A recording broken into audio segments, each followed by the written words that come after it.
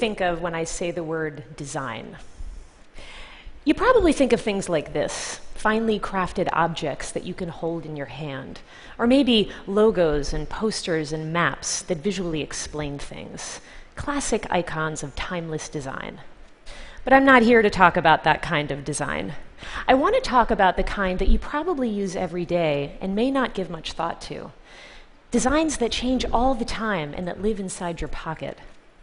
I'm talking about the design of digital experiences, and specifically, the design of systems that are so big that their scale can be hard to comprehend.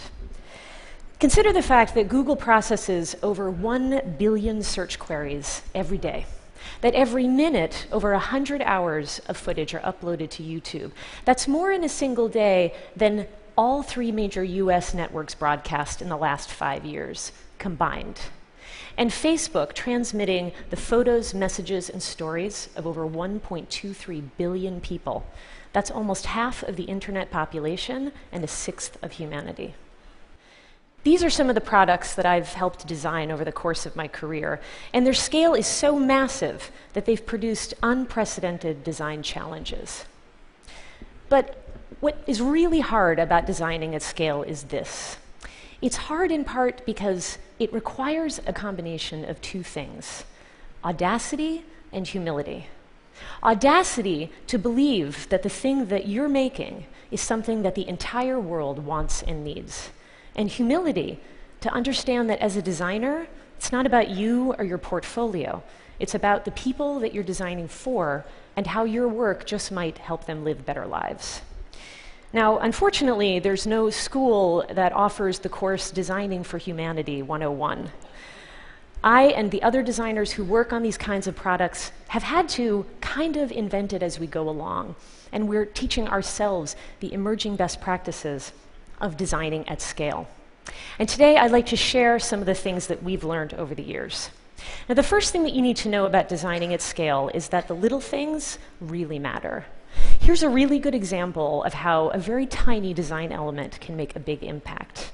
Now, the team at Facebook that manages the Facebook like button decided that it needed to be redesigned. The button had kind of gotten out of sync with the evolution of our brand, and it needed to be modernized. Now, you might think, well, it's a tiny little button. It probably is a pretty straightforward, easy design assignment. But it wasn't. Turns out there were all kinds of constraints for the design of this button. You had to work within specific height and width parameters. You had to be careful to make it work in a bunch of different languages, and be careful about using fancy gradients or borders because it has to degrade gracefully in old web browsers. The truth is, designing this tiny little button was a huge pain in the butt. Now, this is the new version of the button, and the designer who led this project estimates that he spent over 280 hours redesigning this button over the course of months. Now, why would we spend so much time on something so small? It's because when you're designing at scale, there's no such thing as a small detail. This innocent little button is seen on average 22 billion times a day, and on over 7.5 million websites. It's one of the single most viewed design elements ever created. Now, that's a lot of pressure for a little button and the designer behind it. But with these kinds of products, you need to get even the tiny things right. Now, the next thing that you need to understand is how to design with data. Now, when you're working on products like this, you have incredible amounts of information about how people are using your product that you can then use to influence your design decisions. But it's not just as simple as following the numbers. Let me give you an example so that you can understand what I mean. Facebook has had a tool for a long time that allow people to report photos that may be in violation of our community standards, things like spam and abuse. And there were a ton of photos reported, but as it turns out, only a small percentage were actually in violation of those community standards. Most of them were just your typical party photo. Now, to give you a specific hypothetical example, let's say my friend Laura, hypothetically, uploads a picture of me from a drunken night of karaoke. This is purely hypothetical, I can assure you. Incidentally, you know how some people are kind of worried that their boss or employee is going to discover embarrassing photos of them on Facebook?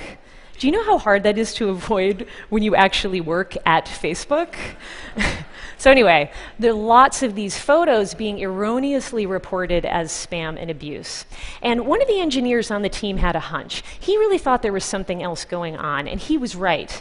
Because when he looked through a bunch of the cases, he found that most of them were from people who were requesting the takedown of a photo of themselves. Now, this was a scenario that the team never even took into account before. So they added a new feature that allowed people to message their friend to ask them to take the photo down. But it didn't work. Only 20% of people sent the message to their friend.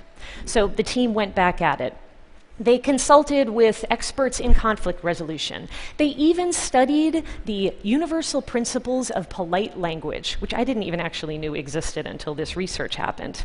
And they found something really interesting. They had to go beyond just helping people ask their friend to take the photo down. They had to help people express to their friend how the photo made them feel. Here's how the experience works today. So I find this hypothetical photo of myself, and it's not spam, it's not abuse, but I really wish it weren't on the site. So I report it, and I say, I'm in this photo and I don't like it. And then we dig deeper. Why don't you like this photo of yourself?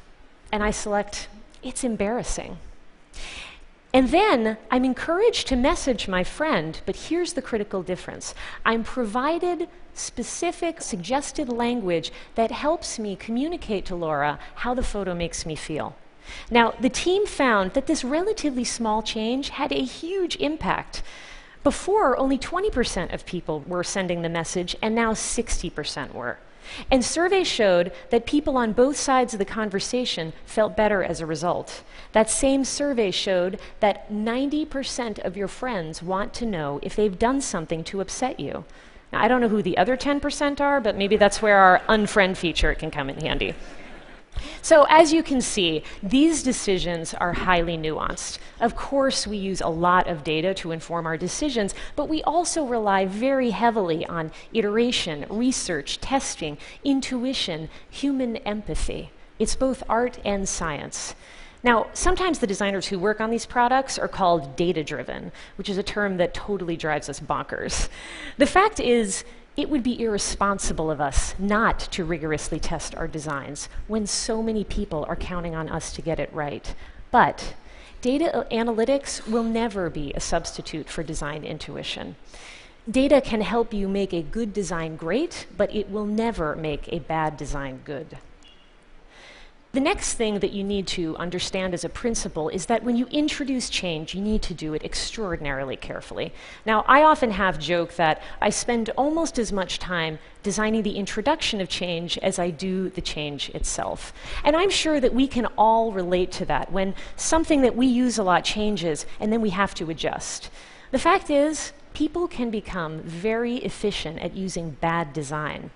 And so even if the change is good for them in the long run, it's still incredibly frustrating when it happens. And this is particularly true with user-generated content platforms, because people can rightfully claim a sense of ownership. It is, after all, their content. Now, years ago when I was working at YouTube, we were looking for ways to encourage more people to rate videos.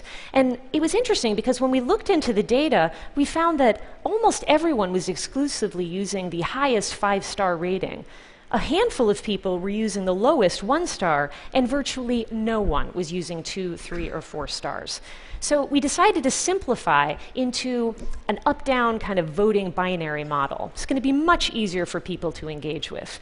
But people were very attached to the 5-star rating system. Video creators really loved their ratings. Millions and millions of people were accustomed to the old design. So in order to help people prepare themselves for change and acclimate to the new design more quickly, we actually published the data graph, sharing with the community the rationale for what we were going to do. And it even engaged the larger industry in a conversation, which resulted in my favorite TechCrunch headline of all time. YouTube comes to a 5-star realization. Its ratings are useless. Now, it's impossible to completely avoid change aversion when you're making changes to products that so many people use. Even though we tried to do all the right things, we still received our customary flood of video protests and angry emails and even a package that had to be scanned by security. But we have to remember, people care intensely about this stuff, and it's because these products, this work, really, really matters to them. Now, we know that we have to be careful about paying attention to the details. We have to be cognizant about how we use data in our design process, and we have to introduce change very, very carefully. Now, these things are all really useful. They're good best practices for designing at scale, but they don't mean anything if you don't understand something much more fundamental. You have to understand who you are designing for. Now, when you set a goal to design for the entire human race, and you start to engage in that goal in earnest, at some point you run into the walls of the bubble that you're living in. Now, in San Francisco, we get a little miffed when we hit a dead cell zone because we can't use our phones to navigate to the new hipster coffee shop. But what if you had to drive 4 hours to charge your phone because you had no reliable source of electricity? What if you had no access to public libraries? What if your country had no free press? What would these products start to mean to you? This is what Google, YouTube, and Facebook look like to most of the world, and it's what they'll look like to most of the next 5 billion people to come online. Designing for low-end cell phones is not glamorous design work, but if you want to design for the whole world, you have to design for where people are and not where you are. So how do we keep this big, big picture in mind? We try to travel outside of our bubble to see, hear, and understand the people we're designing for.